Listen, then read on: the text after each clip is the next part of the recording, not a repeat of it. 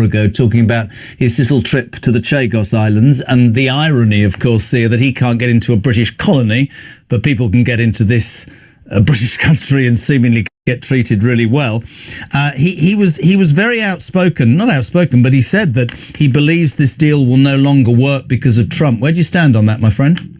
Well, we've been clear from the outset. Nigel's been clearer and louder on this than anybody else, I would say, that this whole Chagos deal is a massive betrayal of this country. How it could possibly make sense that ceding sovereign British territory to another country, and then, to make matters worse, paying that country, proposing to pay them billions and billions of pounds over the decades to come to lease it back, compounded by the fact, of course, that China has a very keen interest in this area. It is obviously a massive national security issue, which is why President Trump is so exercised about it. It's an absolute disgrace. Why? Because Keir Starmer continues to, he is one of these people who's dedicated his life to the idea of these, quote, international laws being used to subvert the rights of the British people. I'm going to talk about that in my speech today. I wanted to come to that. I wanted to just get you on Chagos, but the most important thing, and congratulations on the new role, my friend, as well, Shadow Home Secretary. Today in Dover, you will pledge a visa ban on Pakistan and 5 other countries with a high Muslim population when you say, if these countries under a reform government refuse to take back illegal migrants, we will deport them. You say 300,000 a year. Paul Messenger says, I'd like it to be 1 million. Already the left-wing press here are jumping up and down saying, this is I-Star removal, there'll be a backlash. What do you feel about that? Well, look, if we're forming the next general election, Nigel's the Prime Minister and I'm the Home Secretary, neither of us will flinch at any of the outrage, the feigned outrage of the progressive media. Look, this immigration, illegal immigration and legal, by the way, have been totally out of control in this country for a very long period of time. Almost 200,000 people have turned up on our beaches uninvited over the last 8 years. I'll say that again. Almost 200,000 people have turned up on our beaches illegally over the last 8 years. This country does almost no enforced deportations, which is what a deportation should be. The reality is we have to solve this problem. The only way we can solve it is with an emergency program like the one we have outlined, Operation Restoring Justice. Number one, we leave the ECHR and disapply every other international treaty that would otherwise then be used to frustrate deportations. Number two, we have to rapidly build detention capacity, which thanks to modern technology can be done using modular detention capabilities, can be done very, very quickly. We've got to create a new agency, we'll call it UK Deportation Command, and they will have one mission, and that is detaining and deporting illegal migrants. And then, of course, you've got to have a very high quality operation in terms of our charter flights, and we'll have the RAF available on standby should there be any mechanical issues with the planes. Those flights will leave. Every single thing I just described is absolutely necessary. Will it be easy? Of course not. Every single one of those things is going to be incredibly hard. I think we are, look, what I will say is this, we are focused on this. We've already started drafting the legislation. We will have thousands of pages of primary legislation ready to go by the next general election, so that if the people watching this show and listening to this show decide to vote for reform, we will be ready. We know we're going to have all manner of organizations against us, including, sadly, many in the civil service and the blob and the left-wing media, but we will not flinch and we will get this done. It's interesting, isn't it? Because you touched upon, Zia, I think, the most important thing, because one has to try and do this job in the correct way. I know what's going on, and I think that we've lacked politicians for years who have the courage to say, well, not just say what they're going to do, but actually see it through. And I think one of the biggest things about the Tory party, you would say this as well, is that they made promises and failed. You know, the critics will say, it's all well and good, reform, trumping, they're going to do this, that and the other, but the reality is very different. Question in already from Dave, who supports reform. He says, what are you going to say? Is it going to be as forceful as ICE? What happens when people come out in their communities and say, this is unfair? There's that discrepancy in people's minds, isn't there, between illegal migrants and people who've been here all their lives? How do you answer that? Well, there's a couple of points to make, right? So I've spent quite a lot of time in America, and there are more firearms in America than there are people. I don't envy people who have to do the law enforcement job of any sort in America. It's extremely challenging, extremely difficult when that is the case. This country has many problems, but that thankfully is not one of them. So we wouldn't expect this deportation force to carry weapons in that way. But I will make no apologies for saying that we're going to call illegal migration. I know the Tories changed it to irregular migration. What a hideous term, and Labour have continued that. If you can't even name the problem, you've got no chance of solving it. The reason we're going to call it illegal immigration is because our position is this: if you have broken into our country illegally, you have broken our laws, and you will be treated as such. You will no longer get 4-star accommodation at the taxpayer's expense. You won't get free leisure activities and all sorts of other travesties. You will be detained. And you will be deported. That's why we've talked about the visa bans too, by the way. I mean, look, these are countries which, let's take Pakistan, for example. Pakistan takes back a tiny proportion of its illegal migrants, less than 10%, and they have one of the highest overstaying rates of any nation in terms of people coming to this country. It's completely unfair. And by the way, they haven't even agreed to take back their most egregious criminals in terms of the rape gangs either. So how on earth we are still issuing visas to a country whose government are refusing to do those things is beyond me. It's basically a testament to how weak our political leaders have been. And make no mistake, if we win the next general election, in Nigel and his team around them, we will go to bat for Britain and the interests of the British people every single day, and we won't flinch. There's no doubt, nobody could doubt your patriotism. I want to ask you the next question. I hope we will know each other well enough, and I know how you'll answer it. Like, you answer everything straight. As a Muslim, does it concern you that you might upset parts of the Muslim community? Genuine question. My focus is on doing my very best, coming up with the best policy ideas and executing those policies in the best interests of everyone in Britain. I will say this too, though.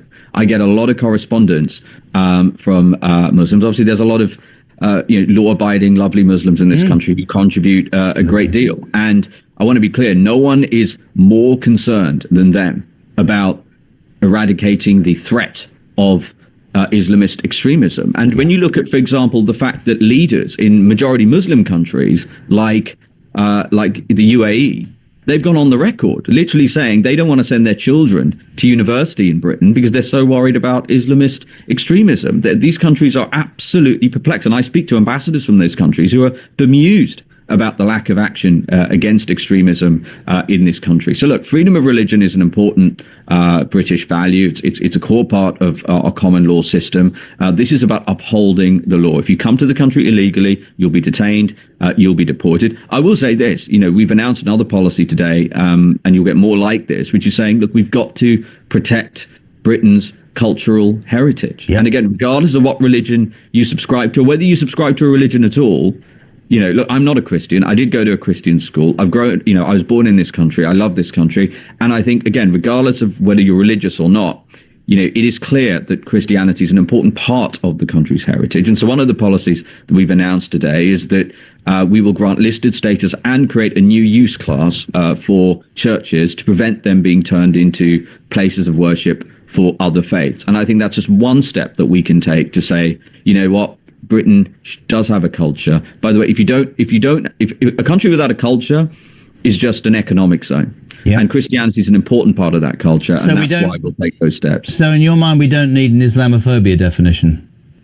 No, not at all. Everyone should be equal before the law, equality before the law. And, the whole idea of creating such a definition is actually against everybody's interest, including Muslims' interest, because all it does is create even more resentment. And that is what is happening, right? Because people have seen two-tier policing for too long. People have seen extremism tolerated in many cases for too long throughout our system. I'm going to talk today in my speech about Prevent. I mean, when I read the independent report into Prevent, and it's actually really it's really shocking when you read these big documents that very few people actually read, that were put on politicians' desks by independent, very, very established, reputable people.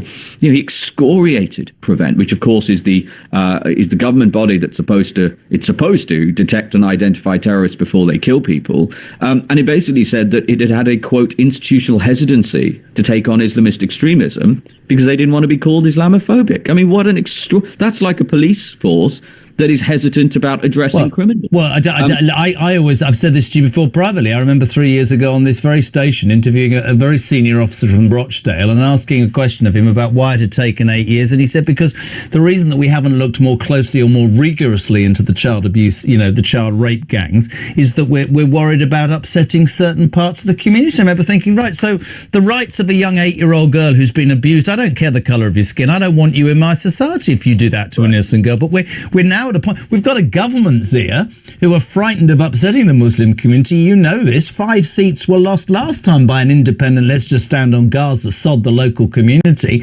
I think it's very powerful. I wanted to ask you something else. When you make such great points about the Muslim community, do you not think that more people, do you think leaders from the Muslim community could be more vocal about how you said they'll do it privately. Do you think it would help the situation in this country if they were more vocal about what they feel about what's going on, about radicalization?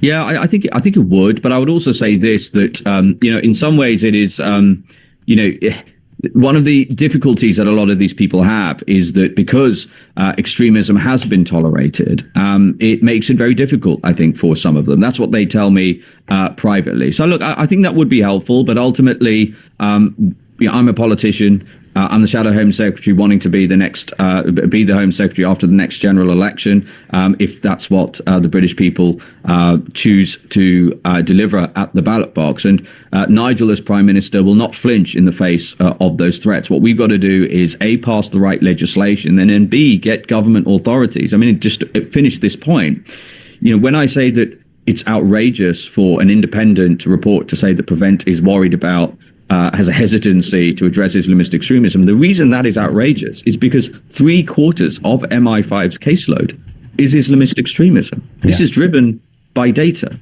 And that's what I'll be announcing today, to say that Prevent will allocate its resources in direct proportion to MI5's caseload.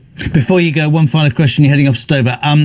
Home Secretary brief also includes policing. I guess you've seen the video of that incredibly brave policewoman standing in Whitechapel at the weekend amongst a group of Muslim men there was a Christian preacher preaching and they wanted him gone. They said it's a Muslim error. This female policewoman on her own just went, no, free speech works both ways. Nigel was on the show earlier. He said she deserves a medal. I sort of agree, don't you? I absolutely do.